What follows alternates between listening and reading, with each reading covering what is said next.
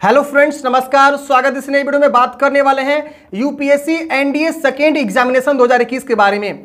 UPSC के द्वारा जो है एनडीए का जो है फिर से पोर्टल शुरू किया गया है, स्पेशली फीमेल कैंडिडेट्स के लिए। जो भी फीमेल लोग यूपीएससी एनडीए में जाना चाहती है उनके लिए जो है सरकार जो है मौका दे रही है फॉर्म फिलअप करने के लिए। 12वीं पास वैकेंसी होती है, इसमें कोई भी इनको एप्लीकेशन फी नहीं जमा करना है। कैसे आपको फॉर्म को फिल करना है स्टेप बाय स्टेप मैं आपको जो एक लाइव फॉर्म फिल करके बताने वाला हूं यूपीएससी एनडीए स्पेशल फीमेल के लिए। तो चलिए फ्रेंड्स, वीडियो को शुरू करते हैं। मेरा नाम है दिलीप और आप देख रहे हैं DS helping forever YouTube channel. दोस्तों, अभी तक आपने चैनल को सब्सक्राइब नहीं किया तो चैनल को सब्सक्राइब करें और वीडियो को एक लाइक करें ताकि इसी तरह से हमारा मनोबल बढ़े और ये वीडियो लाने के लिए। तो फ्रेंड्स, यूपीएससी सेकेंड का फॉर्म फिल करने के लिए आपको आना होगा इस पोर्टल पे। ये जो है इसका ऑनलाइन रजिस्ट्रेशन का पोर्टल है। सबसे पहले पार्ट 1 का फॉर्म फिल करेंगे, फिर आपको पार्ट 2 के लिए फॉर्म को फिल करना है। और इसका लास्ट डेट देखिए यहाँ पे बोला गया है कि 8 अक्टूबर तक जो आप फॉर्म को अप्लाई करेंगे। इसके रिगार्डिंग फ्रेंड्स मैंने जो है डिस्क्रिप्शन बॉक्स में एक लिंक प्रोवाइड किया dshelpingforever.com का। इस लिंक पे क्लिक करेंगे तो यहाँ पे आपको जो वैकेंसी के बारे में जानकारी पता चल जाता है कि एज क्या होनी चाहिए और कोई भी एप्लीकेशन फी नहीं लगेगा। क्वालिफिकेशन जो है 12वीं अगर आपने क्वालिफाई किया हुआ है किसी भी बोर्ड किसी भी यूनिवर्सिटी से तो आप यहाँ पे फॉर्म को अप्लाई कर सकते हैं। इसमें मोस्टली जो है 4 तरह की पोस्ट होती है। पहला आर्मी का, फिर नेवी का, फिर एयरफोर्स का, फिर नवल अकेडमी का। टोटल नंबर ऑफ पोस्ट यहाँ पे 4 से रहने वाला है। यह वैकेंसी फ्रेंड्स साल में 2 बार आती है, लेकिन इस बार से क्या किया गया कि फीमेल के लिए जो है अब लागू कर दिया गया है कि फीमेल भी आवेदन कर सकती है। पहले इसमें फीमेल आवेदन नहीं करती थी, लेकिन अब एनडीए का जब भी फॉर्म निकलेगा उसमें फीमेल को भी यहाँ पे ऑनलाइन आवेदन करने का मौका दिया जाएगा। अब क्या है कि पहले से ये वैकेंसी आज आई हुई थी, इसका फॉर्म भी भरा के क्लोज हो चुका था, केवल जेंट्स लोग आवेदन किए थे, लेकिन कोर्ट के नोटिस के हिसाब से जो है फिर से इसको ओपन किया गया है फीमेल को फॉर्म फिल करने के लिए। तो यहाँ से आपको अप्लाई लिंक, नोटिफिकेशन सब चीज यहाँ पे मिल जाता है। तो सबसे पहले आप अप्लाई लिंक पे क्लिक करेंगे, फिर यहाँ पे आपको सबसे पहले पार्ट 1 पे क्लिक करना होगा, फिर यहाँ पे इंस्ट्रक्शन खुल के आएंगे, इसको आपको पढ़ लेनी है। फिर यहाँ पे यस वाले बटन पे क्लिक करेंगे।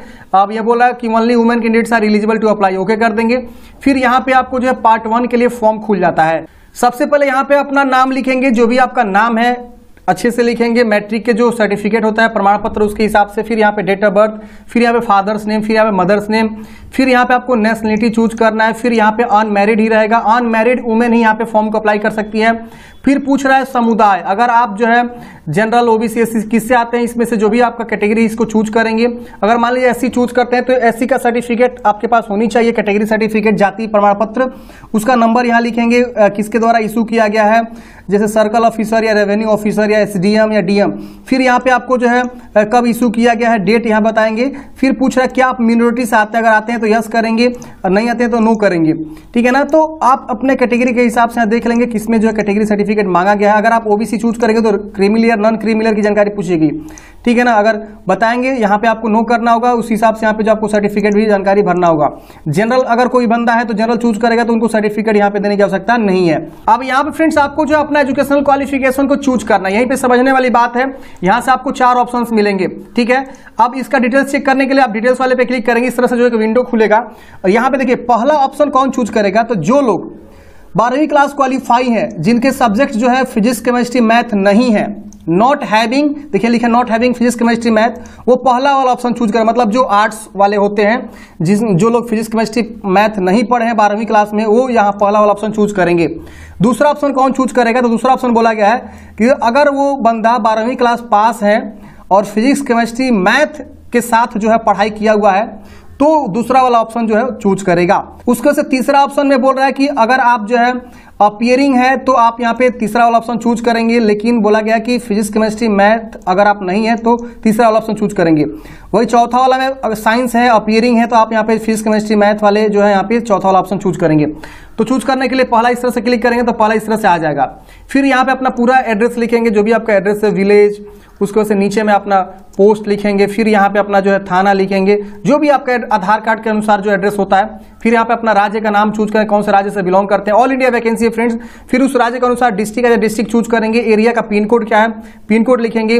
फिर यहाँ पे अपना मोबाइल नंबर, यहाँ पे email ID, confirm email ID दोबारा से लिखना ईमेल आईडी को। अगर कोई दूसरा ईमेल आईडी देना चाहते दे सकते हैं, तो छोड़ देंगे।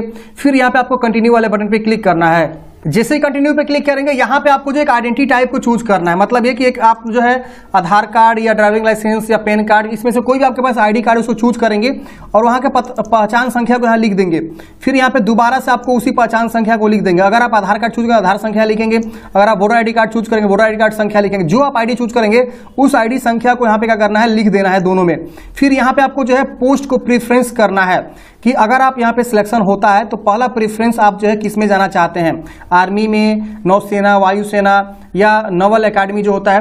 तो 1 2 3 ऐसे करके जो है आप अपना जो है पात्रता को दे सकते हैं। जिसको मैं आपको इच्छा नहीं है आप उसको 0 चूज कर लेंगे, ठीक है ना। तो अपने हिसाब से क्या करेंगे फ्रेंड्स, यहाँ पे जो है अपना जो है बता देंगे।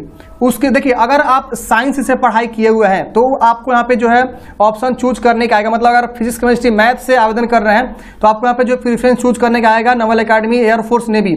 अगर आप आर्ट्स से पढ़ाई किए हो तो केवल आर्मी का ही देखिए यहाँ पे ऑटोमेटिक ऑप्शन आ रहा है, क्योंकि मैंने फर्स्ट वाला ऑप्शन चूज किया था क्वालिफिकेशन में, इसलिए यहाँ पे जो है 1 केवल ही आ रहा है। तो आर्ट्स वाले के लिए केवल जो यहाँ पे आर्मी का ही ऑप्शन प्रेफरेंस आएगा, बाकी सब ऑटोमेटिक 0 होगा, इसमें कुछ भी चेंज नहीं कर सकते हैं आप। साइंस वाले के लिए जो है 4 ऑप्शन मिलेगा, आप 1 2 3 4 करके ऐसे जो है भर सकते हैं। फिर आप पूछ रहे हैं क्या आप जो है सैनिक या मिलिट्री स्कूल के विद्यार्थी रहे हैं, अगर रहे तो यस करेंगे, नहीं रहे तो नो करेंगे। फिर यहाँ पे पूछ रहा है फ्रेंड्स कि क्या आप जो है जेसीओ, एनसीओ या अदर रैंक के जो ऑफिसर्स होते हैं उनके आप पुत्री हैं, अगर हैं तो आप यहाँ पे यस करेंगे, नहीं है तो नो करेंगे। उसके बाद यहाँ पे आपको कंटिन्यू करना है। जैसे कंटिन्यू पे क्लिक करेंगे यहाँ पे आपको प्रीव्यू खुल जाएगा। आप एक बार अच्छे से मिला लेंगे, जो भी अपनी जानकारी फिल करा है सब चीज सही नहीं है, कोई मिस्टेक होता है तो सुधार लीजिएगा, नहीं तो नीचे आना है। नीचे आने के बाद फ्रेंड्स इस कैप्चा को आपको भरना है। अगर सुधार करना चाहते देखिए अपडेट का ऑप्शन है, अपडेट करके अपडेट कर लीजिएगा, नहीं तो यहाँ पे आई एग्री पे क्लिक करिएगा। जैसे आई एग्री पे क्लिक करिएगा इस तरह से जो है आपका रजिस्ट्रेशन हो जाएगा। आपका नाम, आपका डेट ऑफ बर्थ सब चीज यहाँ पे शो करेगा। आप इसे प्रिंट आउट करके अपने पास जो है एक पीडीएफ जरूर रख लीजिएगा, हार्ड कॉपी। ये आपका पहला स्टेज है प्रिंट करने के बाद से। अब आपको थोड़ा सा नीचे आना है। नीचे आने के बाद देखिए यहाँ पे जो आपको प्रिंट का ऑप्शन मिल रहा है, प्रिंट कर लीजिएगा। फिर यहाँ बोल रहा है कि भाग 2 पंजीकरण के लिए यहाँ क्लिक करें, तो आपको यहाँ पे क्लिक करना है।